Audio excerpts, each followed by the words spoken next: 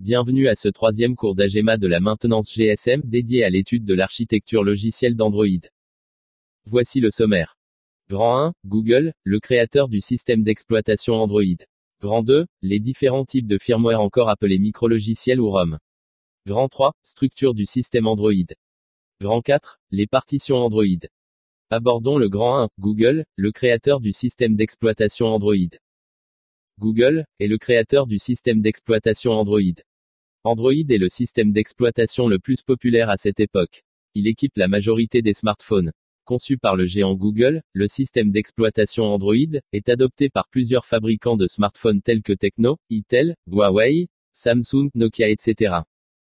Abordons le grand 2, les différents types de firmware encore appelés micrologiciels ou ROM. Il existe deux types de ROM. Le stock ROM et le custom ROM.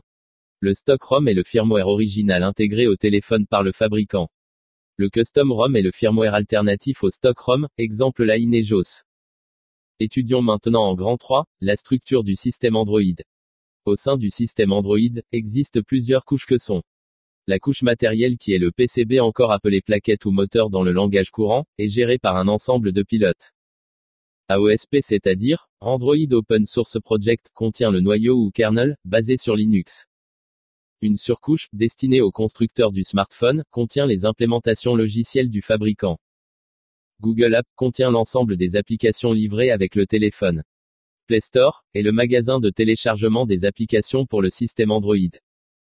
Des applications libres et des applications non libres sont aussi intégrées. Étudions maintenant en grand 4, les partitions Android. Voici les subdivisions de la ROM Android. Le bootloader, c'est le chargeur d'amorçage. Il équivaut au BIOX ou Basic Input-Output System, dans le monde des PC. Il est chargé de l'initialisation des composants matériels. Les partitions boot et système sont en lecture seule lorsqu'Android est démarré, c'est pourquoi il est impossible de supprimer les surcouches et les gaps Google Applications d'un téléphone livré par les constructeurs. Ces partitions contiennent les fichiers d'amorçage ainsi que les fichiers nécessaires au fonctionnement du système.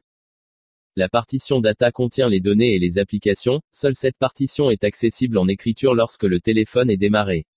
Elle contient les données de l'utilisateur. Il est possible d'accéder à la partition recovery, pour avoir accès en écriture aux autres partitions. Fastboot et ADB, Android Debug Bridge permettent d'envoyer des commandes au téléphone depuis un ordinateur, via une interface d'invite de commande. Ainsi prend fin, le cours de ce jour. AGEMA, la passion de la technologie. Notre vision, construire une jeunesse dotée d'une puissance technologique très avancée.